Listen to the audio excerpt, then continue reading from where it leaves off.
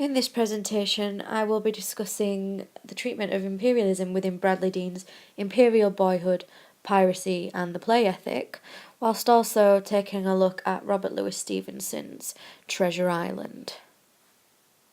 Deane discusses that, while Stevenson may not have been ideologically supportive of imperialism, the influence of his novel actually helped redefine the imperial frontier as a place where people are capable of escaping restricting British moral laws. I would agree that whilst the cultural effect of Treasure Island seemingly romanticised imperialism, if the reader looks past such a romanticised reading, Stevenson ultimately maps out the imperial frontier as something that a young boy, Jim Hawkins, who is ultimately constructed and developed through imperial ideologies, needs to actually escape from, and in turn Stevenson does not actually facilitate imperialism. As Daphne Cutser points out, whilst these classic children's texts do not set out consciously to propagandise for nation and empire, they do so nonetheless. We can see this in Treasure Island as Hawkins develops recognisable imperialistic traits throughout his adventure, such as cunning, resourcefulness, dominance, and wit. These are traits that he develops once he moves away from England. We see him strive for dominance when he seeks to cut away the ship, which he's only able to do when he employs his resourcefulness, i.e. finding Ben Gunn's boat. We also see wit and cunning when he comes up against Israel Hands on the ship, and he learns of and manoeuvres through Hands' game. Ultimately, the acquiring of these imperialistic traits serves to bring the treasure back to the empire. In this way, we can see that Hawkins is actually commodified by empire, and even exemplifies England's imperial power being assured in the next generation. Such commodification can be seen when young Jim takes the map to Dr. Livesey. Livesey immediately recognises Jim's talents and worth. "You'll make a famous cabin boy, Hawkins." Livesey employs Jim on the adventure, viewing him as a valuable resource rather than a young boy.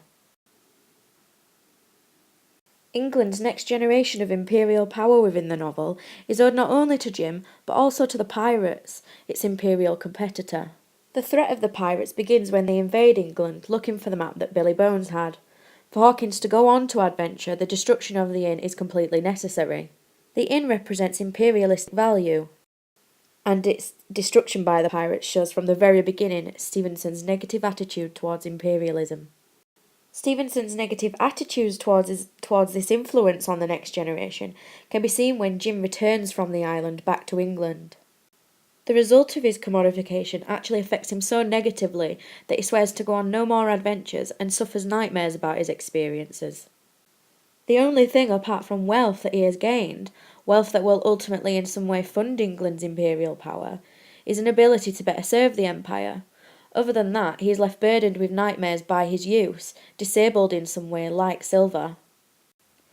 Denisov explains that the ideology of adventure was one of the British Empire's major means of indoctrinating the young who grew up to adopt its principles. Thanks to educational reforms and the resulting widening of readership in the 1850s, Britain's imperial influence would have been able to extend through the romanticisation of adventure fiction. This would inevitably influence the young children that the novel was marketed for, to adopt the imperialistic traits that the young hero they relate to adopts himself. Jim succeeds in becoming a fully developed imperialist adult when he becomes the subject, not the object of the action. He does this by surviving the corruption that Ben Gunn, the supposed savage in the novel, represents, escaping the imperial constraints of society. Jim not only survives this appeal, but he is rewarded by being no longer commodified.